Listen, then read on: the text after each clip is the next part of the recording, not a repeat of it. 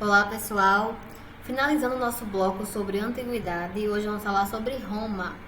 Como Roma se estabeleceu como império. Então, existem duas explicações, sobre a origem de Roma, a explicação histórica e a explicação mitológica que os habitantes de Roma contavam. A explicação mitológica era que Roma teria surgido a partir de dois irmãos, Rômulo e Remo, que haviam sido deixados no rio, lá na Península Itálica, e foram criados e alimentados por uma loba. Essa é a versão mitológica da origem de Roma. Então, a partir deles, eles deram início a Roma. E a explicação histórica é que Roma teve início com um pequeno povoado na Península Itálica e, a partir disso, foi se expandindo até se tornar um dos maiores impérios da Antiguidade. Aliás, o maior império da Antiguidade Ocidental. Roma conseguiu se estabelecer como o maior império da Antiguidade Ocidental. Então, vamos lá. Lembrando que Roma, ela se apropriou muito da cultura grega, Então, a arquitetura romana é bem semelhante à arquitetura grega. A religião romana, ela também é inspirada na religião grega. Inclusive, os deuses, eles só possuem uma nomenclatura diferente, mas eles são basicamente os mesmos, os deuses romanos. Então, eles também têm uma religião politeísta e foram amplamente inspirados pela cultura grega do período helenístico, que foi aquele período em que os gregos foram dominados pelo Império Macedônico, tá? Então, esse aspecto cultural grego foi o aspecto que serviu de inspiração para os romanos. Então, a história romana, ela é dividida em três períodos, baseados na política. Então, o primeiro período, que é o período monárquico, que é quando a cidade era governada por um rei de origem patrícia. Os patrícios eram os mais ricos da sociedade romana, então o rei era de origem nobre, com o apoio de um senado, tá? Então, o período monárquico. E a sociedade nesta época era bem dividida, formada por patrícios, que eram os nobres, os proprietários de terra. Então, quem tinha mais terra, lembrando que o que determinava a riqueza e o poder nessa época era a quantidade de terras que um indivíduo tinha, e os plebeus, que eram o pessoal mais pobre, comerciantes, os artesãos e os pequenos proprietários, tá? O outro período é o período de república romana. Neste período, o cenário era responsável pela administração pública, então era um modelo mais semelhante ao nosso modelo atual de política, tá? E o outro período é o período do Império Romano, que é o período onde começa a ter uma expansão romana. Sempre que eu falar império, significa que aquele povo exerceu domínio sobre outros povos, então conquistou outras terras. Quando eu falo império, é isso. E Roma se estabeleceu como império quando começou a expandir seu território. Então, eles chegaram a dominar ali parte da Europa, Ásia e ainda dominaram a África, o norte da África, o Império Romano. A sociedade romana, ela era muito desigual e hierárquica. Hierárquica significa que existiam grupos mais privilegiados do que outros. Então, existiam grupos que tinham leis que favoreciam, e esses grupos eram o grupo dos mais ricos, que eram os patrícios. E esses patrícios, eles correspondiam à minoria da sociedade romana. Então, eles eram um grupo pequeno que possuíam muitos privilégios. Privilégios políticos, privilégios econômicos e prestígio social, E os plebeus, que era a classe que tinha menos direito, que tinha menos terra, era a classe que mais sofria. E ao longo da história romana, a gente sempre vai ver essa disputa entre plebeus e patrícios. E ao longo da história, os plebeus, eles conseguiram conquistar alguns direitos através desses conflitos, Então, um desses primeiros foi o tribuno da plebe, que foi conquistado em 494 a.C. Conhecido também como tribuno do povo ou tribuno plebeu, foi o primeiro cargo do Estado romano a ser aberto para plebeus, e por toda a história da República, o mais importante contraponto ao poder do Senado e dos magistrados romanos. Então, os plebeus, eles não tinham nenhuma participação política.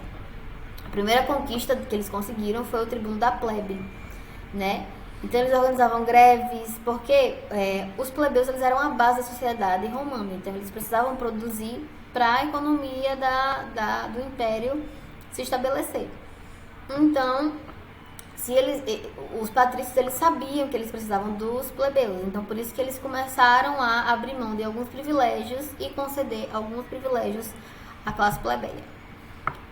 Então, o tribuno da plebe foi um tribunal em que os plebeus eram julgados de forma mais justa, né, pelos crimes que eles poderiam cometer. Além disso, eles conseguiram as leis das 12 tábuas, em 450 a.C. A lei das 12 tábuas foi um conjunto de leis elaboradas no período da República Romana por pressão dos plebeus. Instituídas em 451 a.C., ali estavam escritas as leis que determinavam como deveriam ser os julgamentos, as punições para os devedores e o poder do pai sobre a família. Então, os plebeus eles foram favorecidos pelas leis das 12 tábuas, porque eles passaram a ter um julgamento mais justo, né?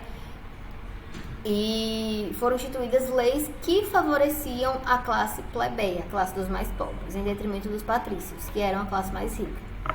Foram criadas também a Lei da Canuleia, em 444 a.C., uma lei aprovada em 445 a.C., que passou a permitir o casamento entre plebeus e patrícios. Então, a partir desse momento, 444 a.C., eles começaram a lutar pela implementação dessa lei, que só foi implementada um ano depois, 445, e essa lei passou a permitir o casamento entre plebeus e patrícios, porque era proibido. Essas duas classes sociais, elas não podiam se casar, né? Então, essa lei permitia que fosse estabelecido esse casamento, esse contrato, né, esse casamento, e se eles tivessem um filho, se o casal tivesse um filho, o filho teria que seguir a mesma classe social do pai. Então, se o pai fosse patrício, o filho nasceria patrício; se o pai fosse plebeu, o filho nasceria plebeu.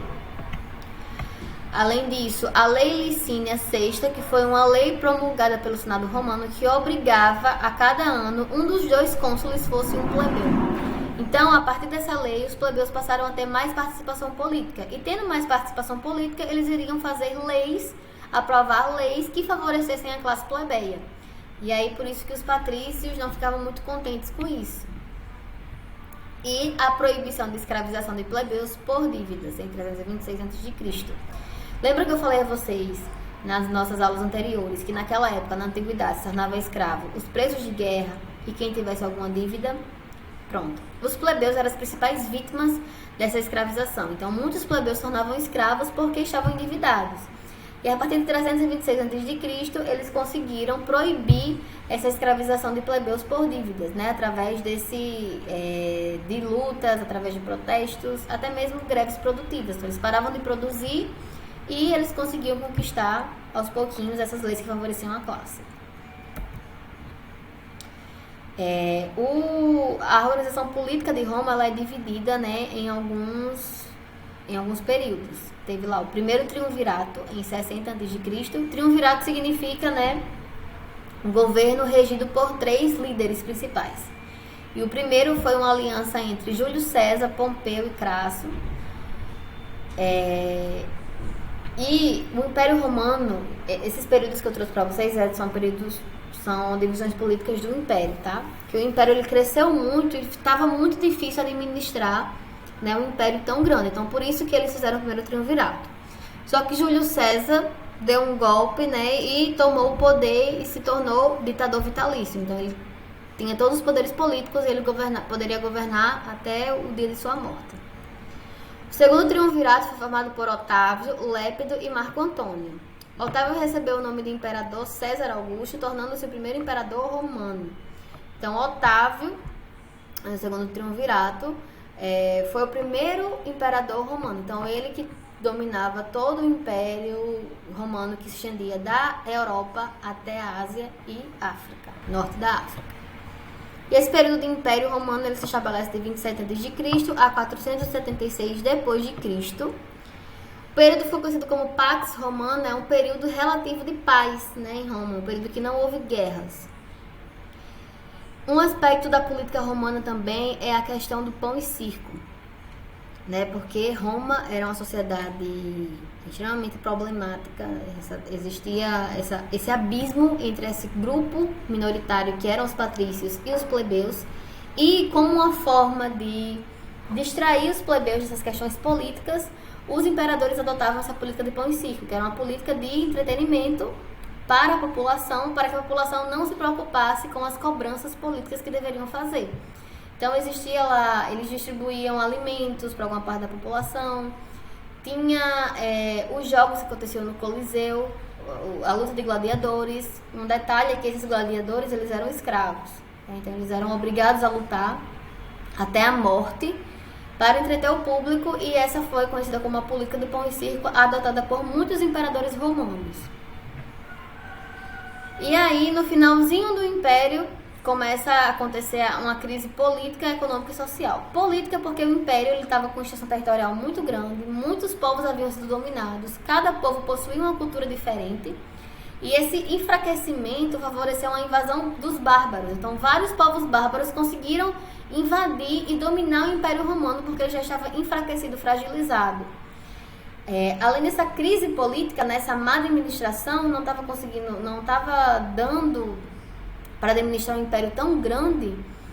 Teve também uma crise econômica, porque as terras deixaram de ser tão produtivas. Por quê? Porque os camponeses, os plebeus, que eram que produziam nas terras, eles não tinham acesso à terra. Tinham pouquíssimas terras e não eram terras férteis. Enquanto que uma minoria possuía a maior parte das terras, e essas terras eram improdutíveis, eles não produziam essas terras. E aí isso gerou uma crise econômica no Império Romano. Não tinha alimento, faltava alimento, porque não tinha quem produzisse nessas terras, já que os plebeus não tinham acesso a essa terra. Por isso a necessidade de fazer uma reforma agrária no Império Romano, algo que não foi feito, o que agravou a crise.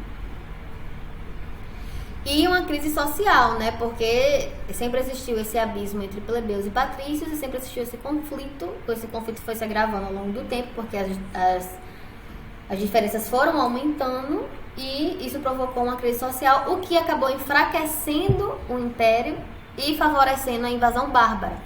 Além disso, a difusão do cristianismo também favoreceu o fim do Império Romano, porque as ideias cristãs, né, as ideias propagadas por Cristo eram ideias de igualdade, fim da escravidão, e essas ideias elas foram crescendo, elas foram ganhando força, né, porque eram ideias que a maioria da população concordava, né, porque eram ideias que eram contra aquele modelo econômico. Então elas foram ganhando força e a população foi aderindo a essas ideias, e eles o cristianismo foi crescendo e foi atacando diretamente o Império. Até que o imperador Justiniano resolveu,